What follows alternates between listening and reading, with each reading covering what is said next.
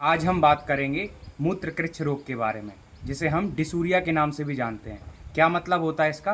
तो आचार्य कहते हैं यत्र रोगे कृच्छिण मूत्र्यते, मतलब जिस रोग में कृच्छिण, कृच्छिण का मतलब होता है डिस्कम्फर्ट, और मूत्र्यते वाइल यूरिनेशन, तो जब आप पेशाब करते हैं और जब आपको परेशानी होती है तो उसे हम मूत्रकृच्छ रोग कहते हैं। अब हम बात करेंगे निदान के बारे में, मतलब ये होता क्यों है।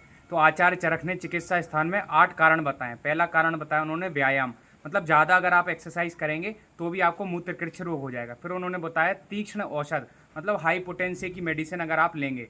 फिर उन्होंने बताया रूक्ष अन्नपान का अगर आप सेवन करेंगे। फिर उन्होंने बोला मद्य प्रसंग, मतलब अगर आप एल्कोहल लेते हैं ज़्यादा तो भी आपको। उन्होंने बोला है नित्य द्रुत पृष्ठानाथ, मतलब जो लोग ज़्यादा ट्रैवल करते हैं तो उनको भी मूत्रकृच्छ रोग हो जाता है। फिर उन्होंने बोला है जो लोग आनूप देश में रहते हैं, आनूप देश वो देश होता है जैसे शिलोंग, यहाँ पे क्या है बारिश ज़्यादा होती है, धूप कम निकलती है, तो इधर पे आप क्या है मांस का भक्षण ज़्यादा करते हैं तो भी आपको मूत्रकृच्छ रोग हो जाएगा।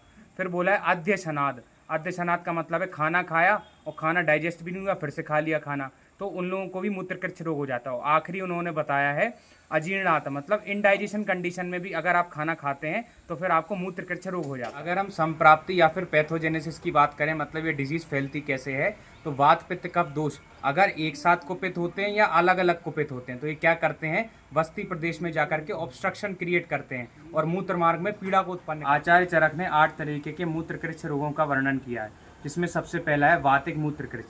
तो इसमें क्या लक्षण देखने को मिलते हैं, तो आचार्य कहते हैं तीव्रा रुजो, मतलब बहुत ज़्यादा पीड़ा होगी, बहुत ज़्यादा पेन होगा। कहाँ कहाँ होगा? वमक्षण, वमक्षण मतलब पेरिनियल रीजन में, वस्ती यूरिनरी ब्लैडर में, मेड्रे पेनिस में।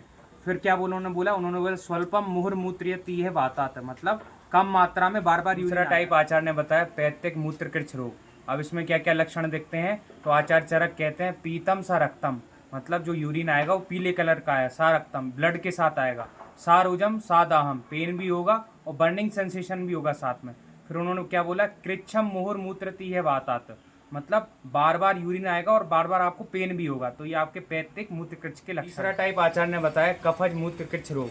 तो वो क्या कहते हैं, वो कहते हैं वस्ते सा लिंगस्य गुरुत्व शोथौ मूत्रम सफिच्छम कफ मूत्रकृच्छे, मतलब पेन कहाँ पे होगा, हैवीनेस पेन और स्वेलिंग कहाँ पे होगा, वस्ती रीजन में, और सालिंग मतलब आपके जेनाइटल रीजन में, और जो आपका यूरिन आएगा वो फ्रोदी नेचर का होगा, मतलब झाग टाइप का आएगा, तो एक कफ मूत्रकृच्छ रोग। चौथा टाइप आचार्य बताते हैं सन्निपातज मूत्रकृच्छ रोग।